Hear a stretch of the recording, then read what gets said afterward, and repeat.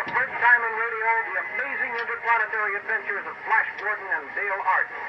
These thrilling adventures come to you as they are pictured each Sunday in the Comic Weekly. Bizarre Brain Comics. Of humor and adventure.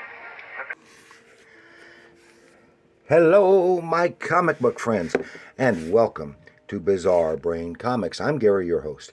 This is where I like to take a look at some older comics, talk a little bit about the characters and creators, and examine the stories and the art. And this time, I want to take a look at this issue here from Charlton Comics, 1969, Flash Gordon number 14. And so this was said Charlton Comics. This would have been right about the time that Charlton got the license for the character, because for a couple years before this, King Features, who owns the rights to Flash Gordon, the Phantom, Mandrake the Magician, etc., had Jungle Jim had been publishing their own comic books based on their comic strip characters. And King Features produced all those characters for the newspaper comic strips for syndication, and had previously had some of these characters had been licensed, and then they produced their own for a short time, and then they, for whatever reason, they went back to licensing it, and so here it went to Charlton. So they continued the numbering system, the previous numbering. So whether this is the first or second or whatever issues of Flash Gordon at Charlton, I don't know. This would have been one of the first issues of Flash Gordon at Charlton Comics, and they carried that license over for quite a while. And during most of that time, the art, or at least a lot of it, but several years at least, was done by Pat Boyett, who is our artist right here. And I don't know who wrote this. There's no writing credits, but there is a credit for the editor, which is Sal Gentile. So I wonder if maybe he also wrote it, but I don't know. And then years later, Gold Key had the license, but they also produced. Charlton also produced Flash and Jungle Jim. I mean, the Phantom and Jungle Jim. And at this point in time, Jim Aparo, that's his name. Jim Aparo was drawing the Phantom for 2 or 3 years, and then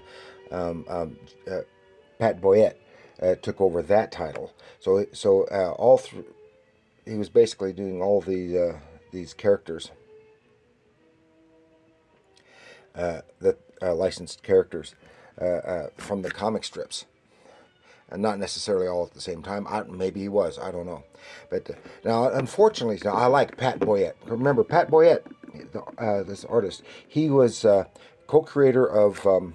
It might have been Joe Gill who was writing these. I don't know, because Joe Gill was a workhorse. He wrote just about everything at Charlton in the 60s and 70s. He co-created Peacemaker at Charlton with Joe Gill, and drew a lot of stuff. He did also did Korg 70,000 BC several years later than this, and then after the cessation of Charlton, he did a lot of stuff at indie comics and some of the indie comics. He even did just a little bit at Marvel, and probably some at DC. I don't know if I've ever seen anything that he may have done at DC, but I'm sure he did. And unfortunately his style is not as lovely as what we are used to. He's a fine artist, but he's not as his style is not as lovely as what we are used to seeing from Flash Gordon, because, well, you got Alex Raymond, the creator of Flash Gordon, set a very high bar, and most of the other comic strip artists after that also set a very high bar, and and Boyett is a fine artist, but it just is not as lovely. And even later with Al Williamson doing some, and Carlos Garzon, etc. Even theirs was lovelier looking. So now at this point in time, see, this is Flash Gordon on the planet Mongo. This is more like the original version of the strip than what the comic strip was at the time this comic was produced. And so still, they're stranded on Mongo and stuff. And Flash and Dale and Zarkov, although we don't see Zarkov in this issue at all. But they're on Mongo, and at this point in time in in this series, Ming the Merciless, who is the big villain, has been either presumed killed or somewhere in exile, and Prince Baron is the rightful ruler of Mongo, of the planet Mongo, and that's where we're starting here. So this is, like I said, this is 1969, 12-cent cover price. So let's look in the pages. And the title of our tale is Rancor and the Seven Shadows of Flash Gordon. And it starts off with a group of men riding their, what they call them, courses? Yeah, courses, which is horses with their version of horses. Anyway, following a pygmy guide along a narrow rocky trail inside a cavern. And the guy says, I don't dare go any farther. You have to go on farther on your own. Said, fine. And our main bad guy here is Rancor. He's the guy in green. And he has his goon, Marco. So they're done with him. So Marco picks him up and throws him off a cliff. Which go, ah, ah. And you see that right here. Ah! See, but Pat Boyett was known for doing some very different and innovative page layouts for the time. Like this very long, thin, and making one L-shaped panel, and then these other panels are, but are unusual, and sometimes the POV is canted and unusual as well. So they're continuing to ride farther into the cavern when suddenly they are accosted by some horrid beast. Back! A demon will be devoured! Then suddenly the demon is gone amidst some laughter. Ha ha ha! It is Queen Azura, she is the witch queen of Mongo, and now said, see, we are better protected than you think. Now Rancor is our villain of the piece, approaches her, and he wants to enlist her aid. He's trying to take back power. He was like Ming the Merciless's right-hand man, and he wants to take back power. And it knows that she had no love for Ming, but she was in love and had her love spurned by Flash Gordon, and she is very jealous of Dale Arden, and he tries to get her to go along with a plan he has got to return to power on Mongo. And here we see, and she says, I don't need any more power. I am satisfied with it. And here we get to see a view of her underground kingdom, and you see some of the nice details here in like this sculpture here, the architecture, and little details that you can't really see very well because of the coloring, but is there. It's some fine art here. But now he's got his ace up his sleeve. He's got this bomb set right here, and it's set to go off in like 48 hours or so. And if or 2 or 3 days, whatever, she doesn't help him, it's going to go off. If she touches it, it'll go off. She does anything to it, it'll go off. And destroy her entire kingdom. And he's leaving his goon Marco there to ensure that everything is copacetic. Then he says his plan. He's got these seven soldiers of his who are going to deal with Flash Gordon, and they all have identical tunics. Some's a master wrestler, master swordsman, etc. And now, then our scene changes to a Mongol community not far from the in Arborea, which is Prince Baron's main kingdom. And there's Flash Gordon at this tavern, and he's being rude and ruthless and mistreating people. And he takes off, and then he says, "Well, maybe they'll treat me better in this other city." And I can't see it now. I don't see the name of it. They mentioned it, and Borealis or whatever it is. But news comes to Baron and Flash of this imposter. And they're wondering about the imposter. Meanwhile, Flash is going to go to check things out. Flash and Dale is going to go check things out and see. Oh, but there is another Flash imposter right there listening in. So sometime later, he's on horseback at the city of Boyett. That's the name, Boyett, which is an industrial city. And then a Flash imitator comes out. And see here where I said it's unusual POV on that panel. So he and Flash go to it with sword against sword, and he's a fine swordsman. But while they're fighting, another one slips up and clunks him on the head. Another Flash imposter. How many of these guys are there? And they snatch Dale and take off and leave Flash right there because they need Flash.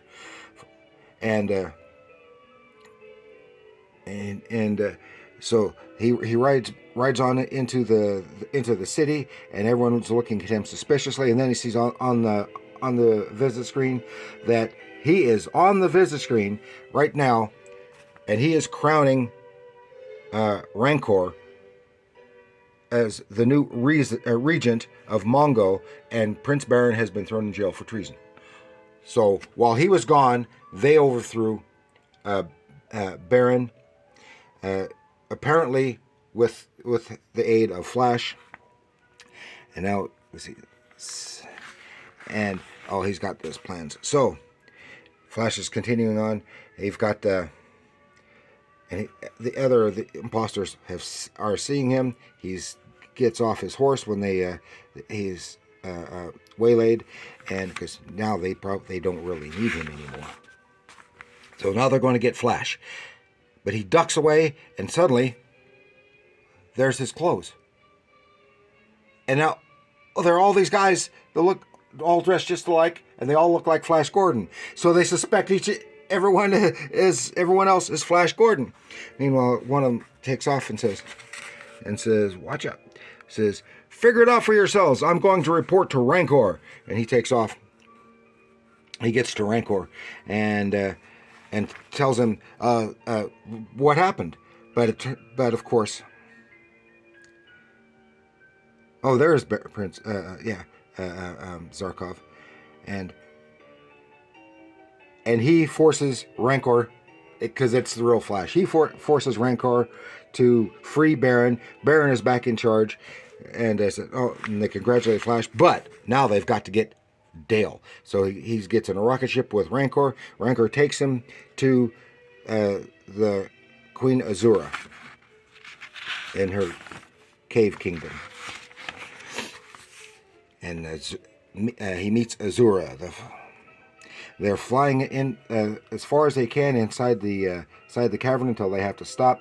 Then they're walking on, of course there's Rancor at gunpoint, crossing a natural bridge. The bridge collapses, but it was a trick. They're still suspended in space, and they continue on. Then finally, they get to Queen Azura, and then she shows.